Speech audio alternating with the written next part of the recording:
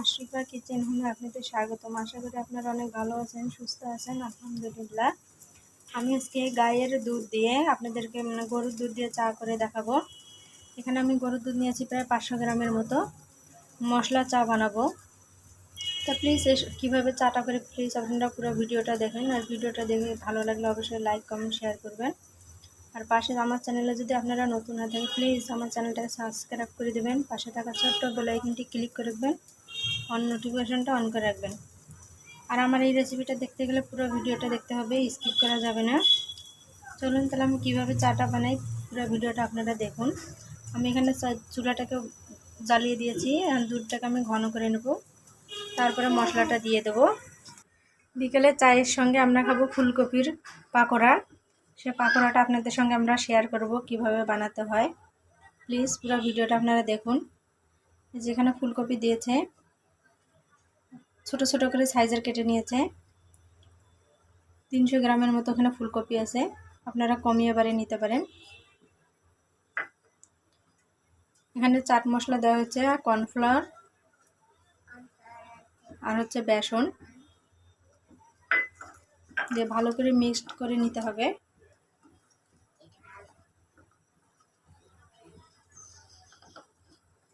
তাহলে পাকোড়াটা খেতে মুচমুচে হবে। একটু পানি দিতে হবে মাখানোর জন্য, অল্প একটু।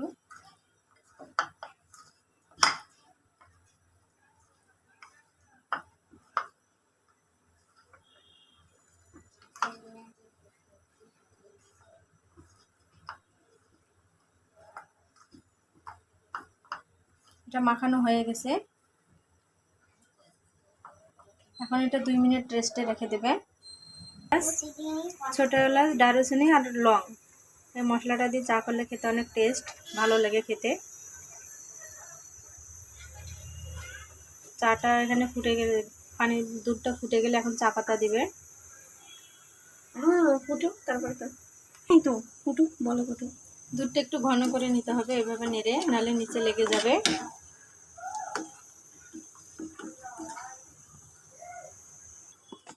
এই চা পাতাটা দিয়ে চা বানাবো, টাটাটি গোল। এই চা পাতাটা দিয়ে চা খেতে অনেক টেস্ট। লাল চা, রং চাও খেতে পারেন, রং চাটাও অনেক ভালো লাগে, আবার দুধ চাও। আমি এইটা দিয়ে চা বানাবো আজকে। আপনারা এটা অবশ্যই এই চা পাতা দিয়ে চা খেয়ে দেখবেন।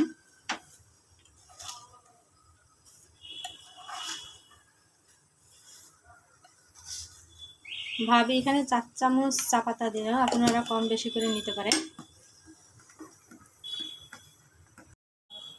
এখানে আমরা ফুলকপির ইয়েটা ভাজি নেব।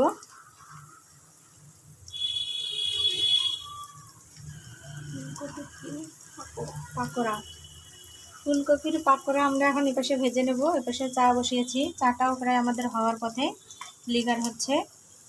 আজকের বিকালের নাস্তা আমাদের।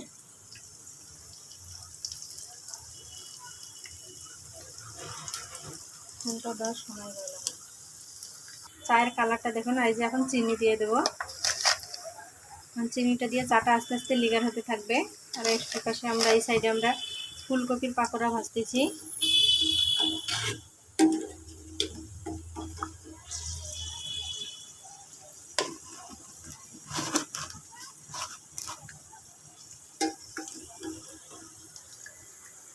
দেখেন আমরা ফুলকপির পাকোড়াগুলো ছেড়ে দিয়েছি।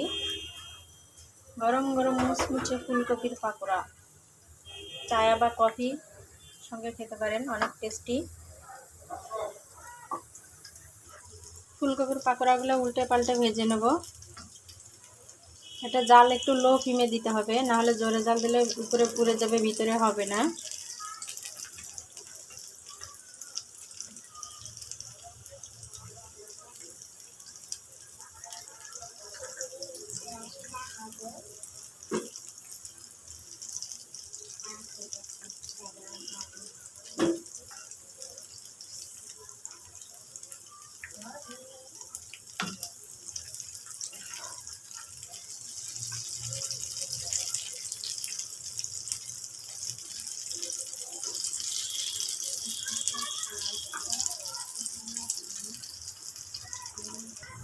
এভাবে উল্টে পাল্টে ভেজে নিতে হবে, একটু ব্রাউন কালার হবে, তখন বোঝা যাবে যে হয়ে গেছে। আর জালটা কিন্তু লো ফ্লেমে দিতে হবে, জোরে জাল দেওয়া যাবে না।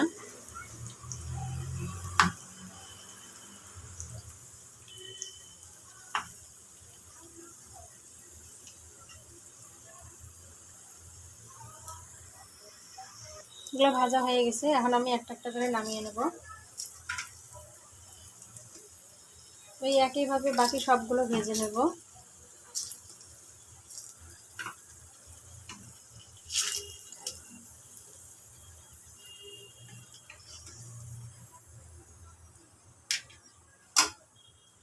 একইভাবে বাকি সবগুলো ভেজে নেব।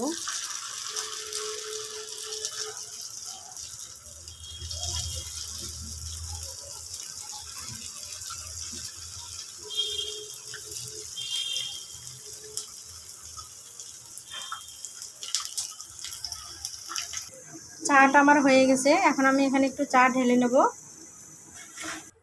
এখানে আমার চা, আমি মগে চা নিয়েছি। আর এই যে ফুলকপির পাকোড়া, এটা হচ্ছে তেঁতুলের সস। এই সস দিয়ে আমি খাবো আগে, তারপরে চা খাবো। খেয়ে দেখি কেমন হয়েছে। বিসমিল্লাহ।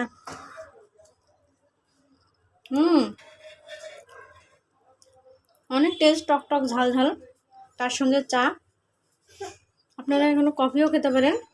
প্লিজ আপনারা বাসায় এভাবে ট্রাই করে খেয়ে দেখবেন, যদি ভালো লাগে অবশ্যই লাইক কমেন্ট শেয়ার করবেন। দেখা হবে নিত্য নতুন ভিডিওর সাথে। ততক্ষণ পর্যন্ত আপনারা ভালো থাকবেন, সুস্থ থাকবেন। আল্লাহ হাফেজ।